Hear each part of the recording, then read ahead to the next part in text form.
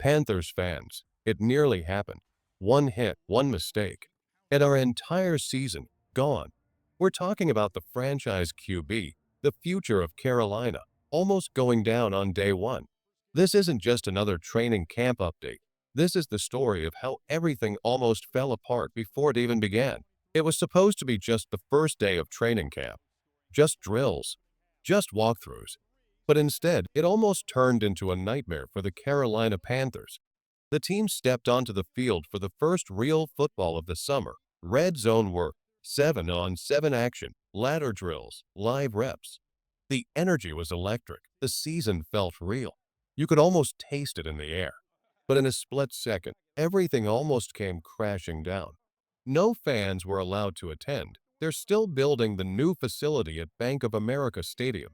But that didn't stop the buzz. Reporters were everywhere. Vashti, Sheena, Mike K, Joe Person, and of course, the Panthers' social media team caught every highlight they could. Chuba Hubbard looked sharp, catching quick passes in the flats and making slick spin moves off cones. Then there was Tetro McMillan. His moment? Absolutely insane. During a ladder drill, Tetro danced through the rungs, shifted left, and out of nowhere, snagged a ball with one hand. His head wasn't even turned all the way. It looked like instinct, like muscle memory. It was so clean, so fast, so smooth.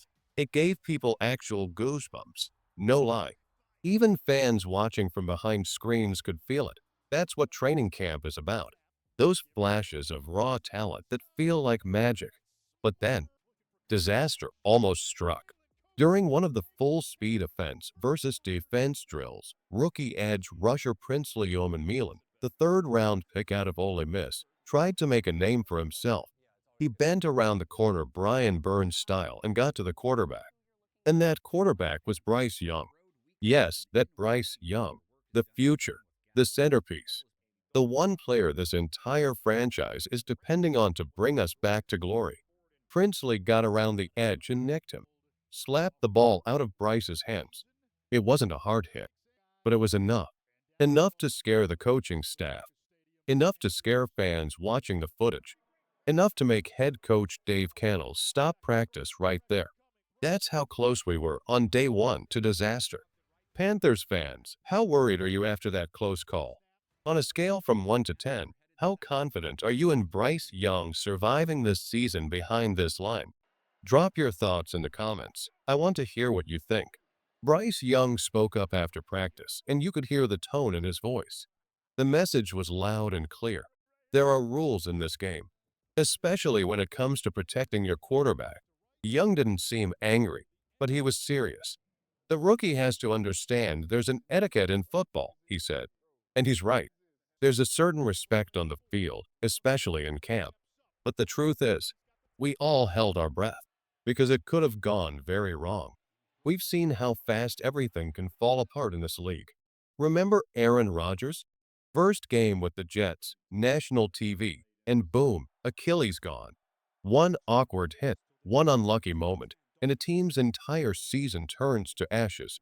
If Bryce Young had been hit just a little differently, if his arm was in mid-throw, or if the angle was off by an inch, he could have broken a wrist, torn a shoulder, elbow popped. And then what? Panthers are done. Season's over. The playoff dream disappears in July. But here's the twist. Here's why this scary moment might be a blessing in disguise.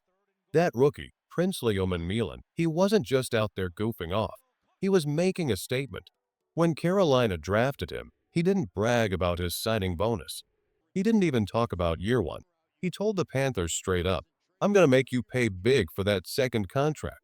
That's the kind of dog mentality that Dan Morgan has been begging for. This is a third-round rookie who should have gone in the first. The Panthers already had Tavondra Sweat, already had Nick Scourton. Then they grabbed Princely, almost out of nowhere. And this kid walked in with swagger, real confidence. First NFL practice, and what does he do? He goes full speed, bends around the edge like Brian Burns, and swipes at Bryce Young, the franchise. And yeah, he nicked him. Just barely. But it was a message. Not out of disrespect. Not to hurt him, but to say, I'm here. I'm not slowing down for anyone. That's not recklessness. That's fire. That's the type of dog Dan Morgan talked about all offseason. That's the kind of edge this defense needs. So yeah, I get why some fans were worried. But me, I love it. This moment woke up the whole locker room. Panthers fans, how did you feel when you heard Bryce Young got nicked in practice? Were you scared or fired up by Princely's attitude? Drop your thoughts in the comments and rate your confidence in this defense from 1 to 10 right now. They wanted dogs in Carolina, and now they've got them. That's what Dave Cannells meant when he said teams won't want to play the Panthers this season. And he wasn't just talking, because if a rookie defensive end is going full speed at his own starting quarterback, imagine what he's going to do when it's somebody else's quarterback standing in the pocket. That's what makes this story so wild. This isn't just a random hit. This is a warning shot to the entire NFL.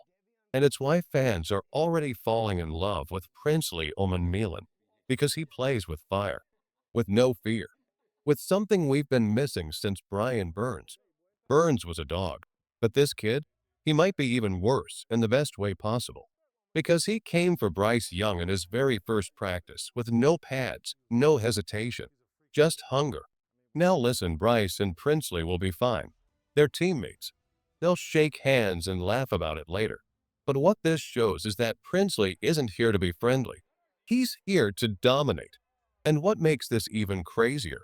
This rookie told Panthers ownership before he even put on the jersey, "I'm going to break your wallet when it's time for my second contract." That's the kind of belief we need in Carolina. That's the energy Dan Morgan has been looking for. That old school, knock your head off attitude. And the best part? Bryce is still healthy, thank God. If Bryce was injured, we'd be furious. But he's not. And now we know exactly what kind of monster we've got on our D-line. And guess what? Princely is only half of the nightmare. The other rookie edge rusher, Nick Scourton, is coming too. He's a different kind of beast, stronger, meaner, built to bulldoze linemen. And he's the real reason Jadeveon Clowney isn't wearing a Panthers jersey this year. But the defense isn't just about edge rushers. Keep an eye on linebacker Rosebloom. Dan Morgan handpicked him, literally. He's the one wearing the green dot. That means he's calling the plays, not Trevin Wallace, not anyone else. Right now, Rosebloom is QB1 of the defense. This is a huge chance for him. And with Shaq Thompson gone to Buffalo, someone has to step up. This linebacker room is wide open. Whether it's Wallace, Bloom, or even an undrafted rookie, it's a battle every single day. And you know what? I believe a surprise cut is coming from another team. One of the 32 teams is going to release a talented linebacker to make room for a younger guy. And when that happens, Carolina better be ready to pounce. We already missed out on Justin Blackmon. The Saints got him. Let's not make that mistake again. What did you think was the best moment from Panthers camp? Are you excited or worried about this linebacker room? And what's your confidence level in Princely and Scourton being our next great pass rush duo? Drop your takes in the comments. Don't hold back, Panthers fans.